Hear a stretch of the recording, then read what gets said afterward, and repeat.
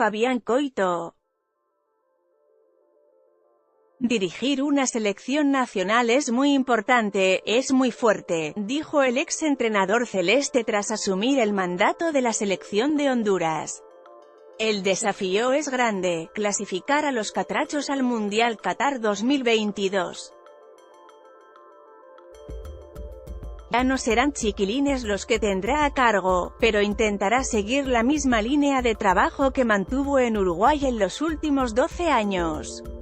Con la esencia y con el camino que forjó, Fabián Coito sigue junto con Miguel Falero como ayudante técnico y el profe Sebastián Urrutia como entrenador físico.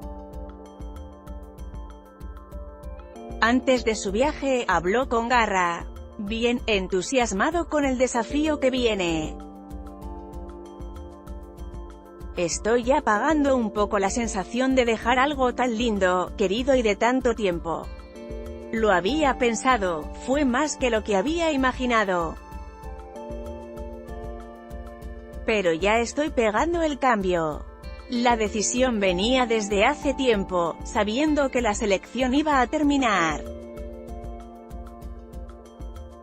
Cuando renové la última vez ya me lo había cuestionado, no porque no quisiera seguir, sino porque habitualmente los entrenadores habían estado 2 periodos en cada selección. Entonces imaginé que era lo ideal, lo pensé mucho después del Mundial de Corea. Después, con el crecimiento personal y la posibilidad de dirigir a la mayor, empezaron a aparecer algunas propuestas que me llevaron a ponerme a pensar. Se fue dando todo, se fue madurando. Creo que no está mal que venga un nuevo entrenador de la sub-20. No era ideal quedarse para dirigir el Mundial y ahí cerrar la etapa. Lo intenté, pero la Federación de Honduras no podía esperar. Fue lo único que me generó dudas, pero aún así, en estas condiciones pensé que se podía cerrar una etapa y encarar una nueva. Si iba al Mundial, igualmente iba a cerrar mi etapa ahí, aunque es probable que no tuviera esta propuesta de Honduras. ¿Cómo fue el proceso de tomar la decisión de irte y comunicarla? Tomé la decisión apenas volví del Sudamericano y la terminé de decretar cuando nos clasificamos. Hablé con la Federación de Honduras para ver qué posibilidad había de dirigir en el Mundial. No involucré a nadie, lo hice solo. Me dijeron que no era posible, ya me lo habían dicho, pero quería ver si podía convencerlos con el argumento de la experiencia de dirigir un Mundial. Les había dado mi palabra de que el único lugar al que iba a dirigir era Honduras, pero ellos pueden dudar. Una vez tomada la decisión, hablé con Oscar Tavares, luego con Pedro Bordaberry y Andrés Scotti.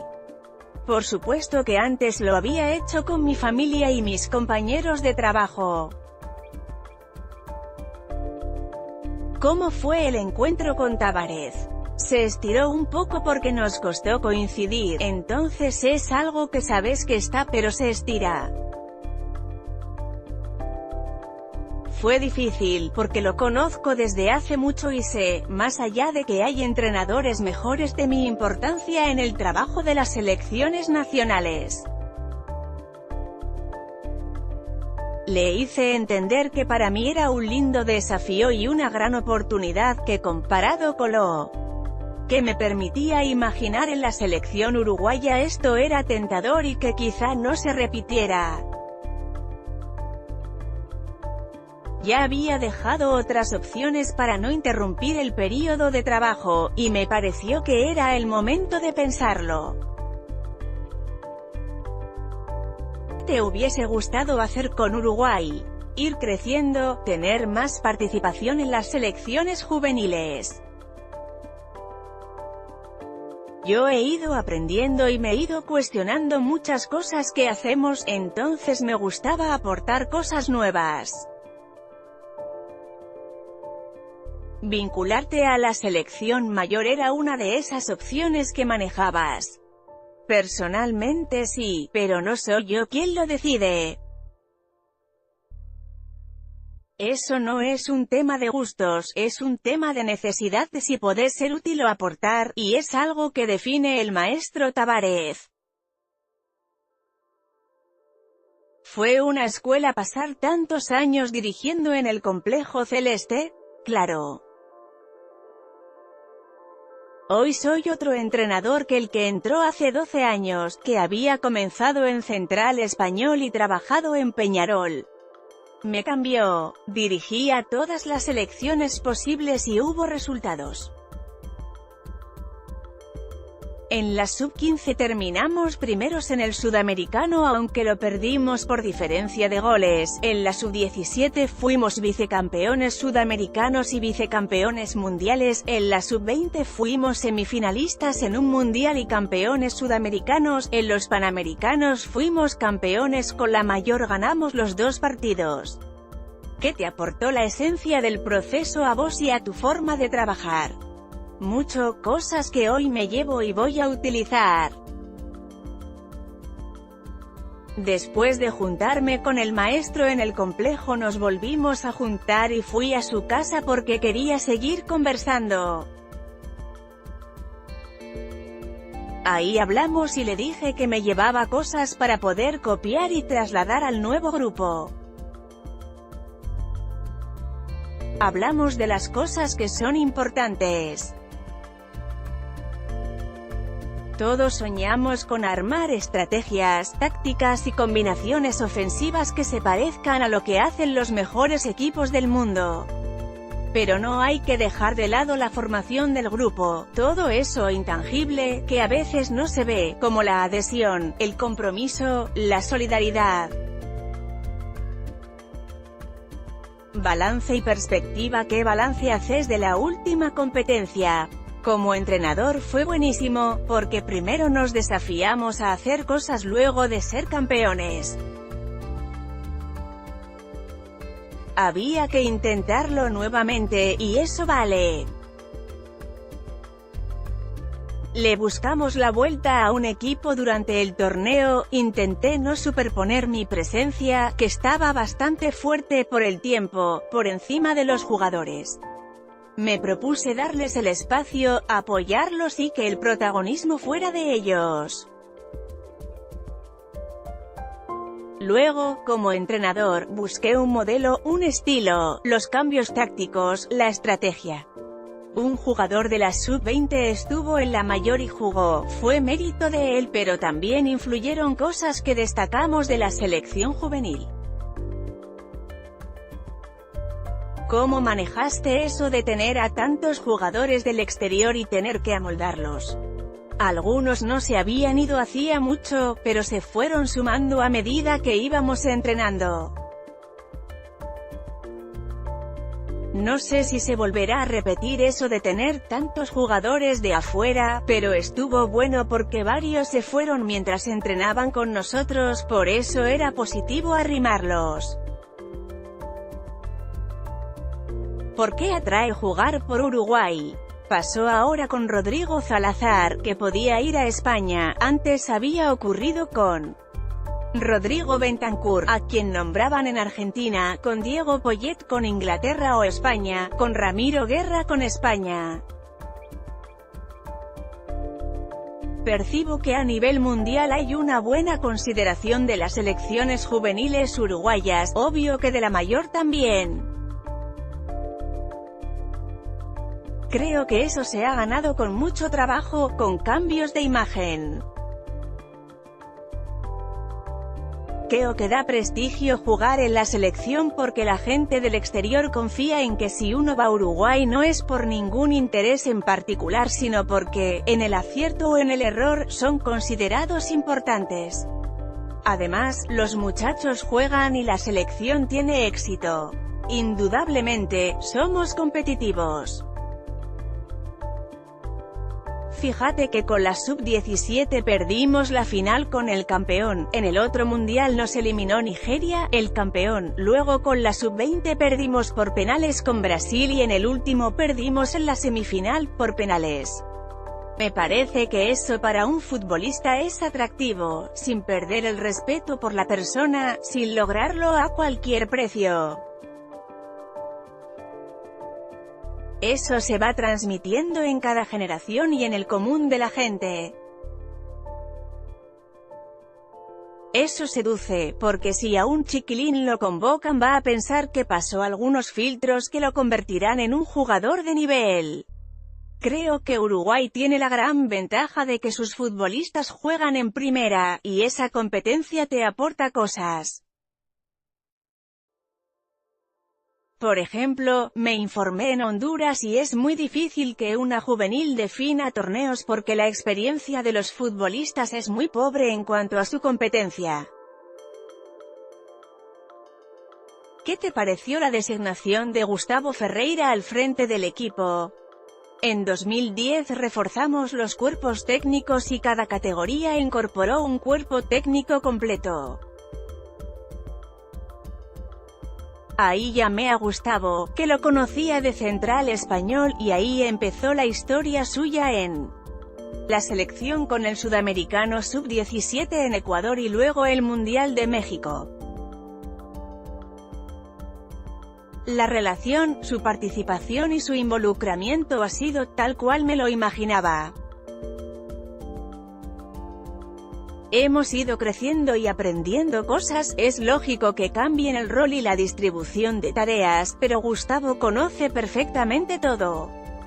Va a tener su impronta y le va a agregar cosas al trabajo.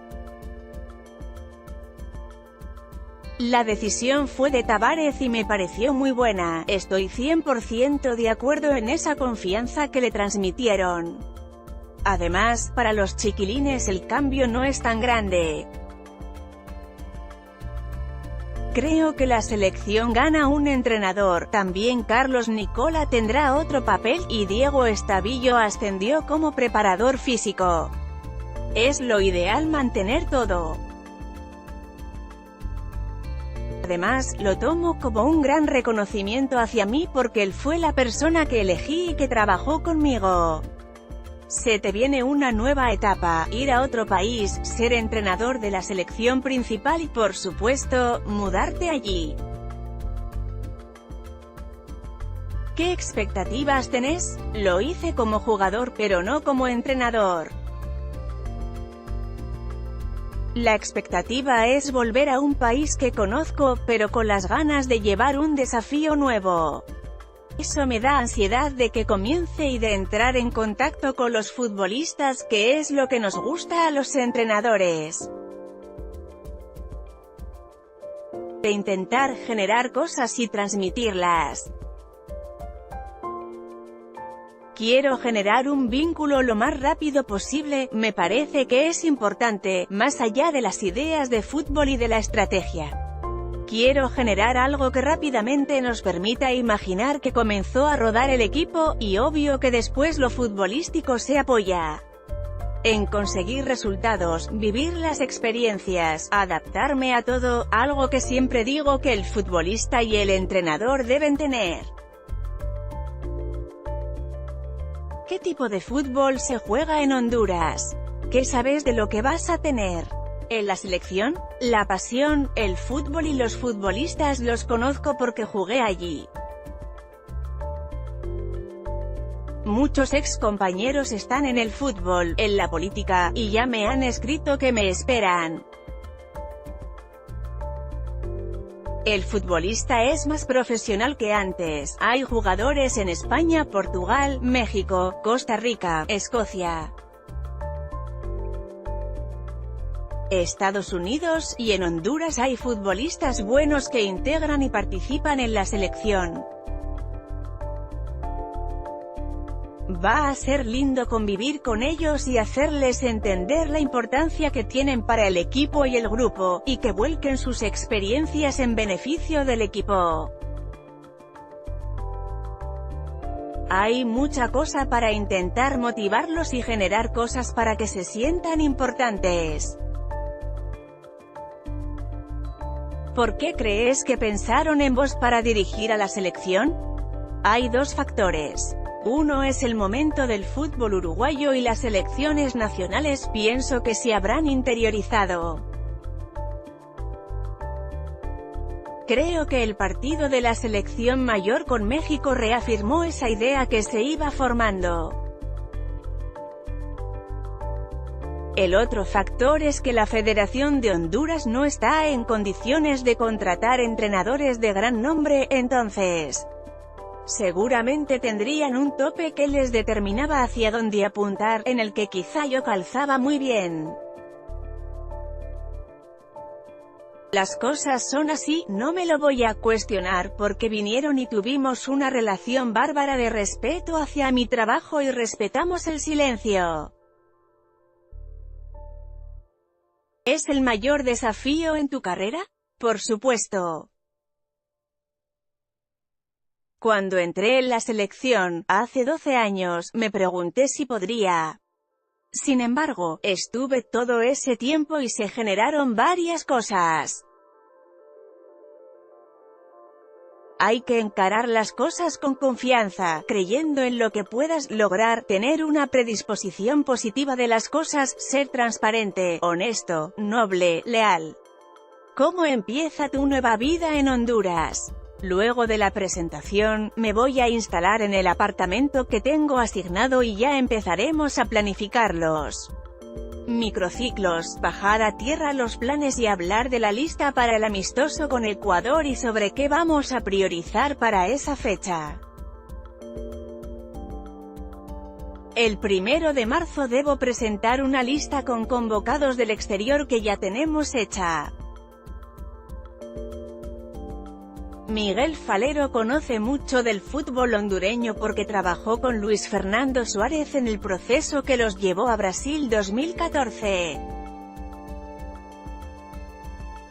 Por lo tanto, él conoce a muchos futbolistas jóvenes que hoy son mayores. Hemos hablado mucho, me he informado y he mirado partidos por televisión. He buscado a los futbolistas del exterior y estuve viendo sus características.